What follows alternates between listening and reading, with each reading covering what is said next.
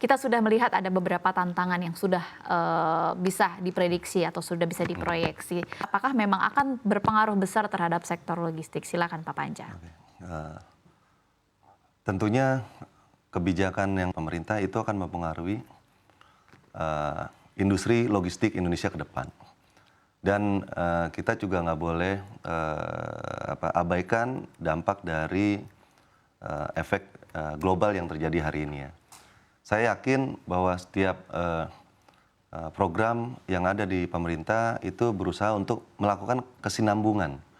Jadi saya yakin tadi dari pernyataan Pak Wamen kalau nggak salah tadi ya, itu tentunya akan menyempurnakan. Dan tentunya itu akan kita tunggu bentuknya dalam bentuk apa, apakah ini bisa menjadi dampak positif yang berkelanjutan atau mungkin akan menjadi tantangan baru di dunia logistik. Gitu. Oke, kita bicara berkaitan dengan biaya logistik di Indonesia. Tadi sudah disinggung oleh Bapak Wamen begitu ya. Kalau dibandingkan dengan negara-negara Asia lainnya, biaya logistik kita termasuk cukup tinggi begitu. Tanggapan Anda seperti apa? Ya memang pembenahan atas runtutan transportasi, terutama transportasi laut yang spesial kami, itu memang ada beberapa infrastruktur yang masih belum sempurna.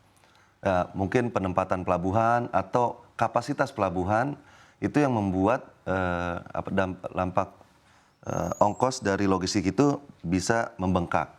Dan tentunya juga ada beberapa kebijakan birokrasi yang mungkin lama, jadi mengakibatkan ada keterlambatan sehingga itu menjadi biaya tambahan bagi para pelaku logistik di Indonesia gitu.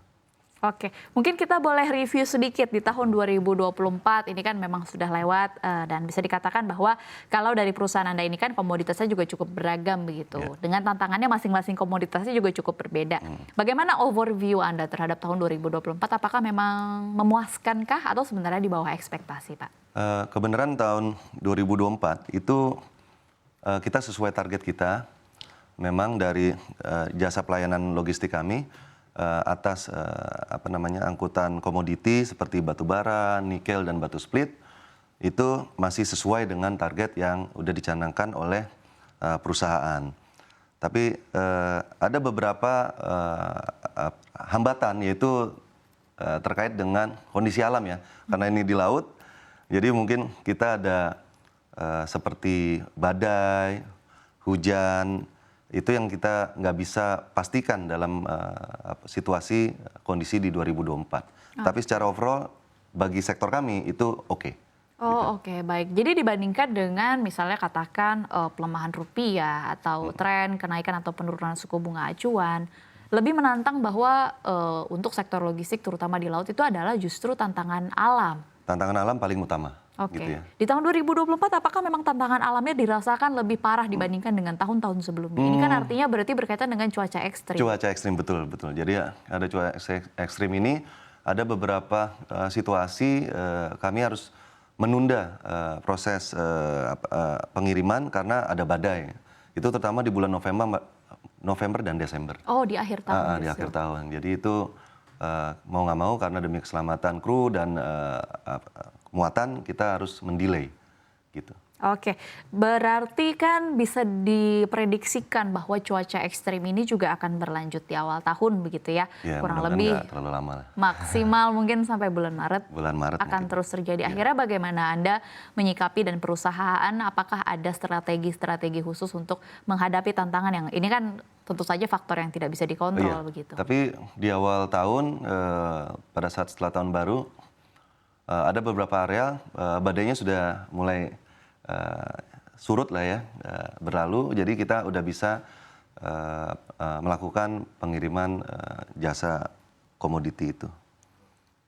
Oke, baik. Lalu kita beralih ke topik selanjutnya, yaitu berkaitan dengan regulasi yang bisa dikatakan cukup kompleks begitu terhadap efisiensi logistik di Indonesia. Ini kan kalau kita bicara berkaitan dengan logistik ini faktornya banyak, indikatornya banyak, unsurnya juga banyak begitu. Begitu juga dengan regulasinya yang mengatur. Tanggapan Anda seperti apa berkaitan dengan regulasi yang diterapkan di Indonesia berkaitan dengan logistik, mungkin spesifiknya logistik laut?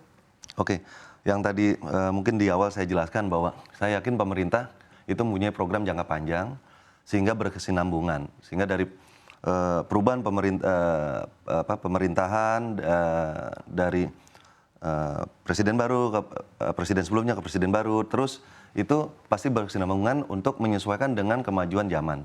Jadi emang perlu proses, dan saya berharap bahwa infrastruktur untuk untuk menunjang jasa logistik ini bisa lebih teraplikasi di era pemerintahan baru, sehingga nanti jasa logistik ini bisa menjadi kompetitif di Indonesia dan lebih banyak pemainnya.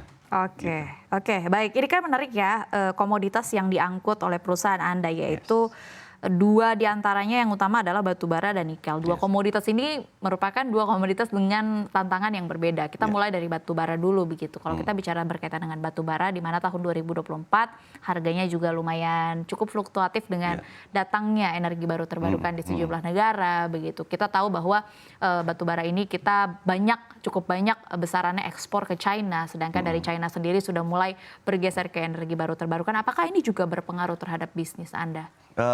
Sebenarnya tidak terlalu terpengaruh sama perusahaan kami, karena kami lebih melayani untuk jasa domestik.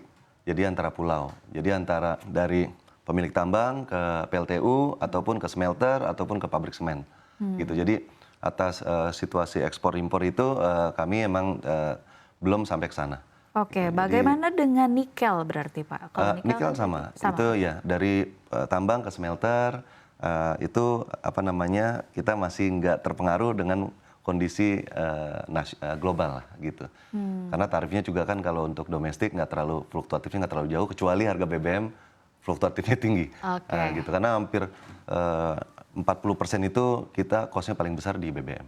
Oke. Gitu. Bagaimana dengan fluktuasi rupiah? Meskipun memang kan kalau kita bicara di domestik, pasti kan banyak transaksi yang denominasinya dalam dolar Amerika Serikat. Apakah pada saat rupiah anjlok atau pada saat rupiah sedang cerah itu juga berpengaruh terhadap bisnis Anda? Menurut saya sih tidak. Menurut saya tidak, karena kan kami jasa logistik itu kan pasti antara si pemilik tambang dengan mungkin titik smelter itu mereka bertransaksi dolar, tapi kan tarif kita kan rupiah, gitu. Jadi mungkin plus minusnya apa yang terjadi itu mungkin di pemilik tambang ataupun pemilik smelter. Berarti tidak berpengaruh. Tidak berpengaruh secara signifikan ya. Tidak.